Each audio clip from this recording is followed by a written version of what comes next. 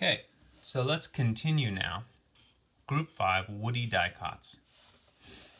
Typically 4 to 5 myrrhis. We had 5 myrrhis flowers, we thought, with net-leaved veins.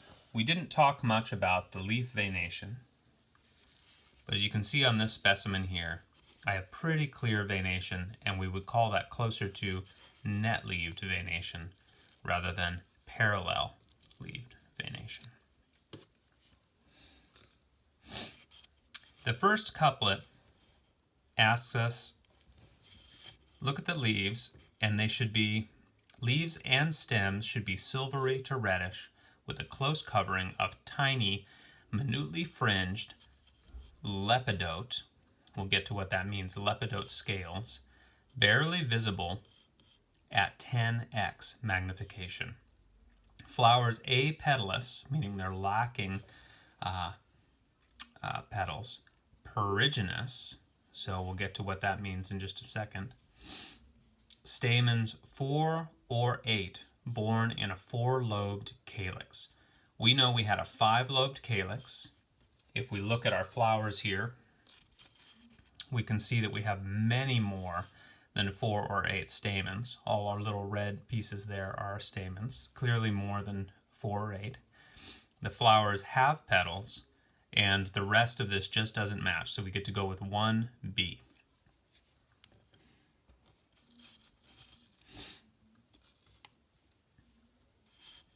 (2A). Stems armed throughout or at tips with spines, thorns or prickles, including plants with branch tips ending in tapered and sharp thorns, but not those with branch ends merely rigid but not tapered and sharp. Now it's important to note that in this key, sometimes you'll have the same family keyed out in multiple locations. Other members of the family that we're working on today will have this characteristic, but for us today, that's not true. We have to go with 2B, stems without spines, thorns, or prickles. Here's my branch here. You can see that I have another branch that's starting there, but that's not a thorn or a prickle. There's nothing about this branch from this common street tree that shows me thorns, although others in this family would be thorned here. Okay. Stems without spines, thorns, or prickles, though sometimes branch tips rigid, but not really tapered and thorn-like. 3A, leaves scale-like, scarcely 5 millimeters, often overlapping. And you can see a picture of 3A there. That's not going to match us. So lucky us, we get to flip the page.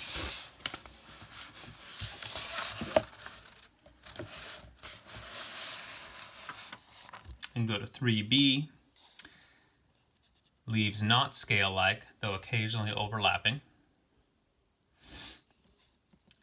4A asks us if the plants are viney with elongate, lackadaisical stems, never erect except when supported by some other object, not including mat-forming species. We already know that's not who we're looking at because we're looking at a tree. So our plants are erect, sometimes matted or creeping. Okay. 5A. Leaves mainly opposite or whorled, not including plants with internodes so short that the leaves seem to be bunched at one place. Let's take a look at our leaves. Now this is hard because they're just coming out for the first time. So we have to look very closely.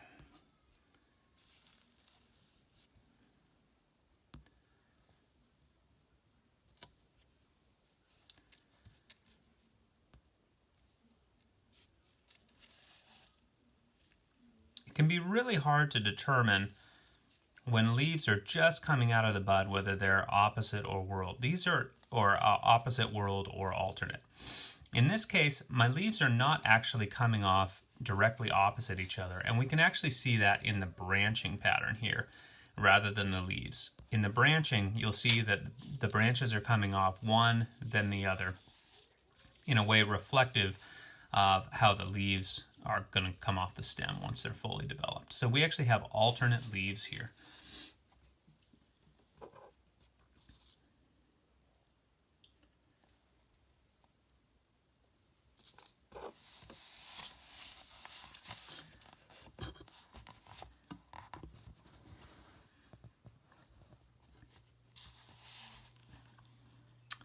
5b says leaves mainly alternate, but occasionally some approximate or even occasionally pair opposite, including plants with leaves so close together that the true arrangement cannot be told readily, or with alternate leaves with axillary fascicles of secondary leaves.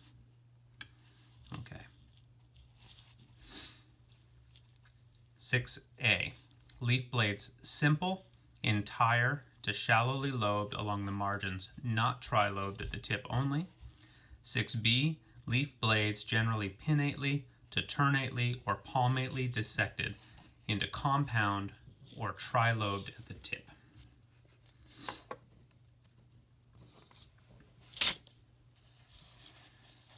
Here's our leaf shape here, and you can see that each of our leaves here is entire.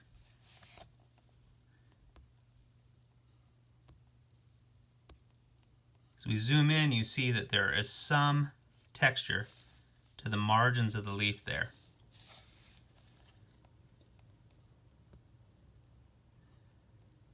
So actually entire is a little bit of a misspeak there, because they're not exactly entire.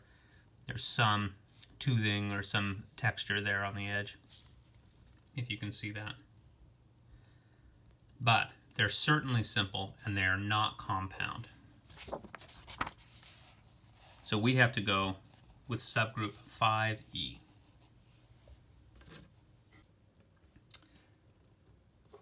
Subgroup 5e has stems woody, leaves alternate, blades simple, entire to shallowly lobed.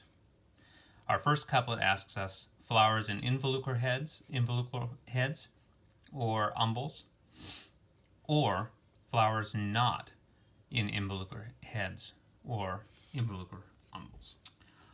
Our flowers would not be in involucral heads or umbels. These are open. This is what we call an open raceme as an inflorescence type.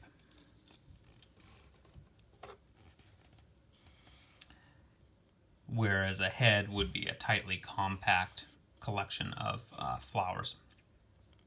And that's not what we're looking at, like in the Asteraceae, for example, like in a sunflower, where the flowers are all clustered together in tight heads.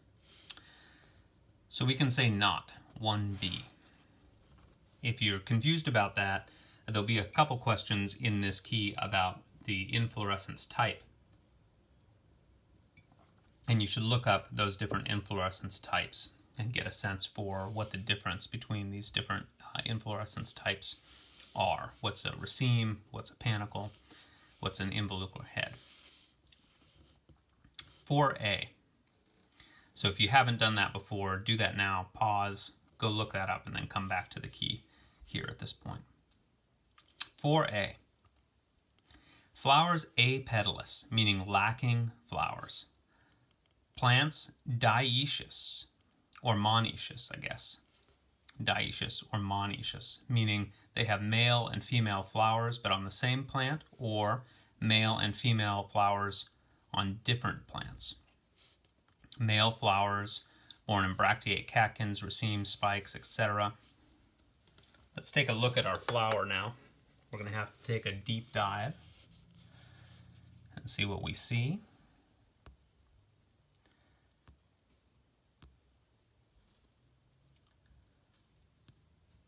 On these flowers, I can clearly pick out, even at this magnification, the green structure here, which is a stigma. I actually see two stigma here, or two styles with sticky stigmas at the end, and then numerous stamens with the red anthers at the tip.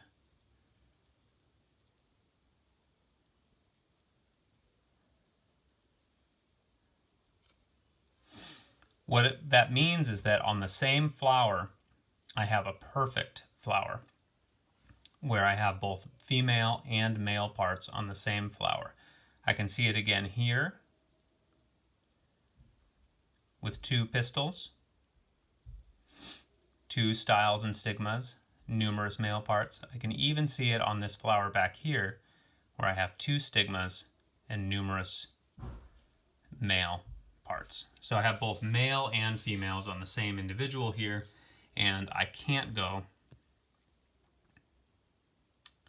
with anything that tells me, one, I don't have petals, and two, that the flowers are separated. So I get to go all the way down to 4B, which is helpful since this is looking like a long key here. Oh yeah, I get to skip all the way to the bottom. Flowers petalliferous, or if lacking petals, apetalous, then the flowers are perfect. Flowers variously arranged. Okay, this is a tricky couplet now, 13A. Corolla polypet. Oh yes, we had a polypetalous corolla. The petals came off individually, they weren't fused.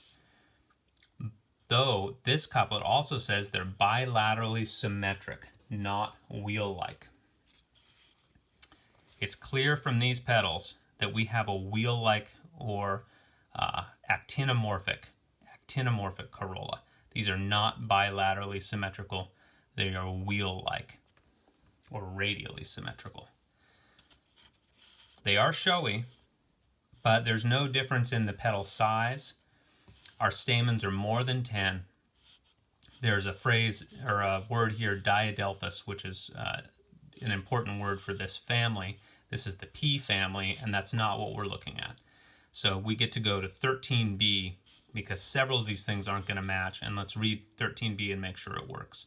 Corolla either gamopet, well, that's not us, or radially symmetric, oh, that is us, or both. Okay, so all of that can be true. Sometimes highly reduced or lacking, well, that's not the case for us. Stamens both not 10 and diadelphous, so you can look that up. Are they different forms? Pistil and fruits various. So of these two couplets, 13B is going to match the best. If you're confused by things like diadelphous, pause and go look that up and then come back to the key at this point.